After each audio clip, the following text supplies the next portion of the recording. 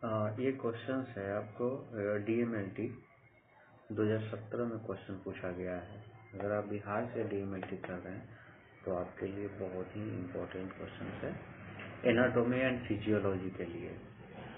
ये क्वेश्चन है जैसे what are the different movements at shoulder joint, describe the origin, insertion, nerve supply and action of deltoid muscle. यानी कि deltoid muscles का बारे में डिस्क्राइब करना है, क्या क्या origin, insertion, nerve supply and action of deltoid muscle, ये सब डिस्क्राइब करना है। सबसे पहले इम्पोर्टेंट बात है कि the human shoulder is the most mobile joint in the body. सबसे बॉडी का मोस्ट मोबाइल ज्वाइंट है। क्यों? इसलिए क्योंकि ये इसका मूवमेंट जो है मोस्ट मोबाइल है, इसलिए क्योंकि देखिए आप जैसे इसको मूव करके देखिए, ऐसे ये ऐसे भी मूव हो जाएगा, मतलब बिल्कुल ऐसे मूवमेंट्स है इसका, ऐसे भी मतलब इसका मूवमेंट्स जो है मतलब बिल्कुल मोबाइल है, मतलब इसीलिए इसको most mobile joint in the body बोला जाता है ना। अब different movements are at shoulder joint as, इसका डिफरेंट मूवमेंट्स क्या क्या है देखिए, horizontal abduction and horizontal adduction of the shoulder, बताया मैंने जैसे मूवमेंट करके, है ना, horizontal abduction and horizontal adduction of the shoulder. दूसरा क्या है, medial and lateral rotation, medial and lateral rotation of shoulder, इसको क्या बोलते हैं, also known as internal external rotation. इस जॉइंट्स को, इस रोटेशन को एक्सटर्नल एंड इंटरनल रोटेशन बोलते हैं। अब द ओरिजिन पे एक कंटिन्यूस ओरिजिन फ्रॉम, है ना, from lateral 1/3 of clavicle, acromion and spine of scapula. From कहाँ, lateral 1/3 of clavicle, okay, clavicle, acromion and spine of scapula, spine of scapula पीछे हो गया, ओके, क्लेविकल ये हो गया। अब इंसर्शन के बारे में, deltoid muscle, deltoid tuberosity of humerus, tuberosity of humerus, okay, यहाँ पे होता है जी डेल्टॉइड मसल। अब एक मोस्ट इम्पोर्टेंट क्वेश्चन, आर्म, ये जो यहाँ पे जो इंजेक्शन देते हैं, ये कौन सी मसल्स में इंजेक्शन देते हैं, डेल्टॉइड मसल्स में।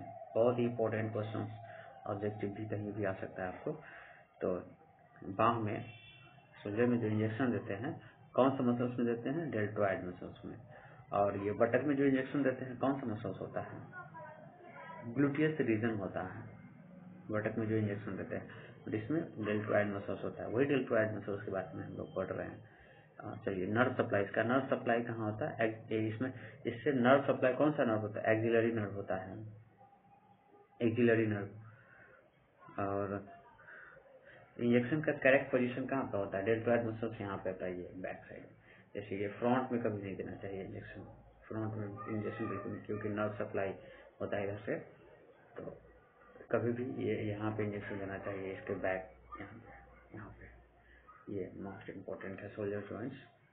यहाँ पे 45 डिग्री पे दिया जाता है इंजेक्शन। और हाँ, नर्व से बचा के क्यों देते हैं, जहाँ पे उसका नर्व रहता है, नर्व से बचा के इसलिए देते हैं कि अगर नर्व में प्रीक होगा तो पेशेंट पैरालाइज भी हो सकता है, पैरालाइज हो सकता है, इसलिए नर्व से, नर्व जहाँ पे नर्व सप्लाई हो वहाँ से बचा के देते हैं उसका। चलिए, अब इम्पोर्टेंट क्वेश्चन है, describe the anatomy of stomach and given an account of its blood supply, है ना। एनाटॉमी ऑफ स्टोमक, स्टोमक का एनाटॉमी, स्ट्रक्चर बताना। देखिए बताता हूँ मैं, स्टोमक कैसा होता है। हाँ, थोड़ी बहुत अगर पिक्चर में थोड़ी मिस्टेक हो तो हंसना नहीं है यार। मेरा पहला वीडियो है इस पे, है ना, इस तरह का होता है स्टोमक। हाँ, ये कार्डिक पार्ट्स हो गया, थोड़ी सी यार मिस्टेक है इसमें, थोड़ी सी पिक्चर में, ठीक है। तो ये हो गया फंडस, ये पार्ट्स हो गया फंडस, फंडस हो गया। ये कार्डिक के पास जो होता है उसको कार्डिक बोलते हैं, फंडस हो गया। ये पूरा बॉडी हो गया, इतना ये बॉडी हो गया, ये पाइलोडिक हो गया, ठीक है। तो कितना पार्ट्स हो गया,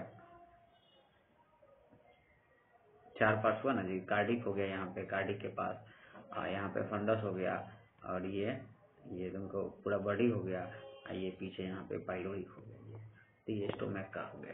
ठीक है, चलो इसमें मैंने क्या बोलते हैं, इसमें दिया है, हाँ, the stomach lies mainly in the epigastrium in healthy adults. The human is J-shaped. इस कैसा होता है, J-shaped होता है, J होता है ना, ऐसे ना बना है, ऐसे बना है stomach. The orifices are cardiac orifice which lies one to the left of the median plane on the seven costal cartilage. Pyloric orifice which lies one to the right of the median plane on the transpyloric plane. The borders are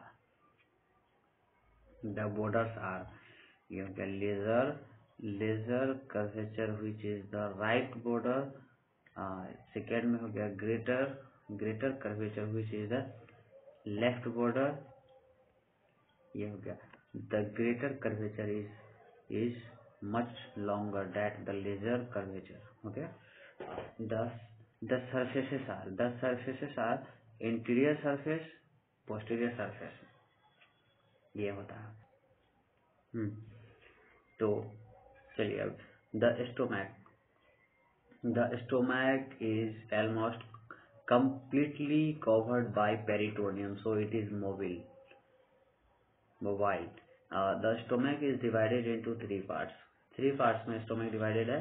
मैंने 4 parts बताया था ना, 4 parts बताया था आपको, क्या क्या बताया था, कार्डिक, फंडस, बॉडी और पाइलोरी। सॉरी यार, इसमें मैं थोड़ा सा लिखना नहीं बन रहा है। 4 पार्ट्स, इसमें 3 ही पार्ट्स बताया, कौन फंडस बताया, बॉडी बताया और पाइलोरी बताया, पाइलोरिक पार्ट। तो चलिए 3 ही पार्ट्स पढ़ते हैं। The pyloric part is further divisible into, क्या बोलते हैं, पाइलोरिक जो है ये 3 पार्ट्स में डिवाइडेड है, pyloric antrum and pyloric canal, pyloric orifice, ये हो गया 3 पार्ट्स हो गया। ब्लड सप्लाई ऑफ स्टोमक का ब्लड सप्लाई कैसा है, arterial supply, there is an arterial anastomosis along the laser curvature between left gastric and right gastric arteries. The fundus is supplied by the short gastric arteries that are branches of splenic artery. Along the rest of the greater curvature there is an artery. Anastomosis between the right gastroepiploic and left gastroepiploic arteries. Venous drainage. The venous drainage corresponds to the arterial supply and finally ends in the portal vein. Question answer complete. Next question. Give the classification of epithelium. Which epithelium lines the urinary blood? Okay. A classification of epithelium. Simple classification and compound epithelium. Simple epithelia and compound epithelia. Simple में क्या हो गया?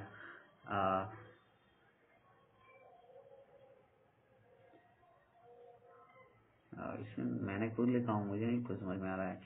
एक और segment हो गया, cuboidal and squamous हो गया, कॉलमनार हो गया, स्यूडो स्ट्रेटिफाइड हो गया columnar, ciliated columnar, pseudo stratified ciliated columnar, and सेवर में हो गया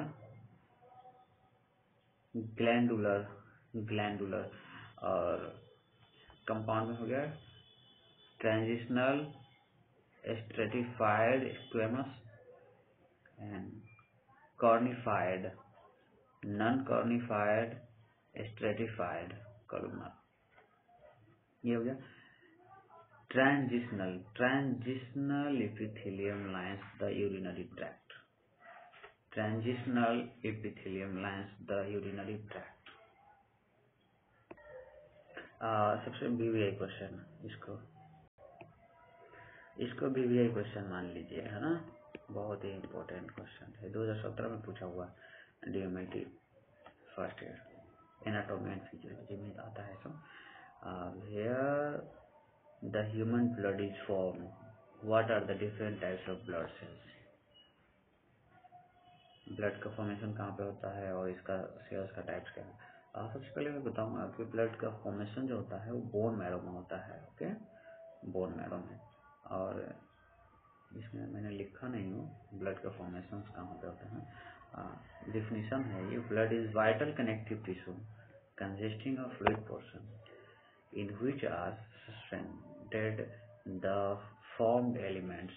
Different types of blood cells are RBCs, WBCs and platelets. WBCs का आधा नाम हो गया erythrocytes, इसका leukocytes, इसका thrombocytes. ओके, अब बता देखो, RBCs are small biconcave non-nucleated disk-like cells, और WBC ये न्यूक्लिएटेड होता है और एमोवाइड होता है, कलरलेस सेल्स होता है।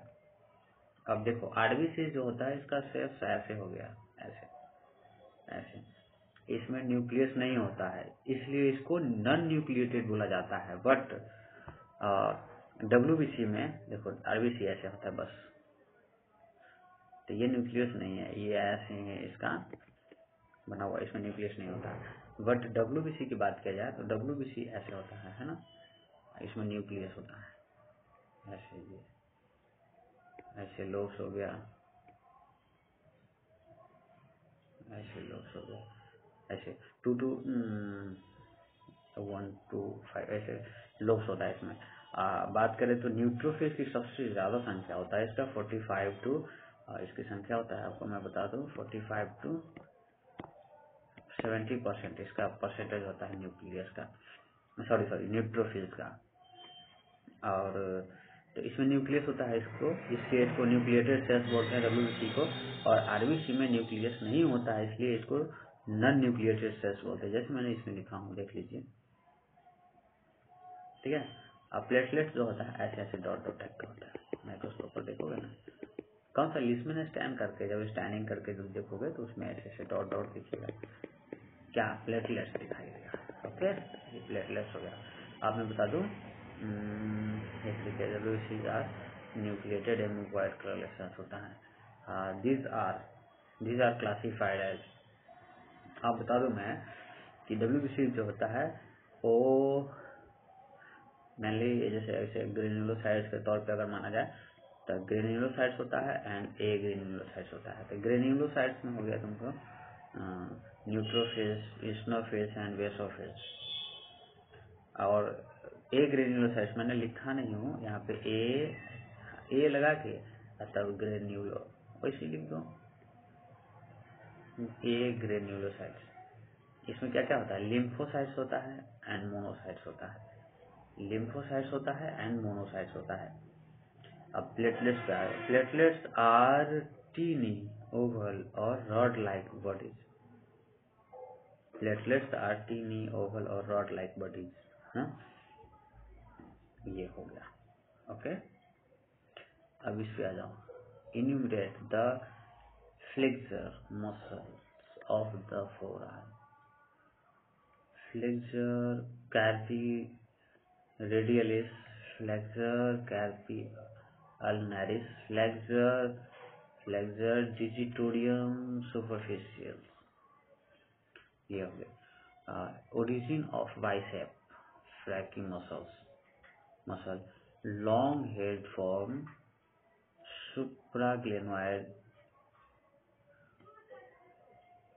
ट्यूबरकल, ये हो गया इसका short head from coracoid process. ये भी क्वेश्चंस आया हुआ है, ये क्वेश्चंस है, इन्यूमरेट द, ये क्वेश्चंस है,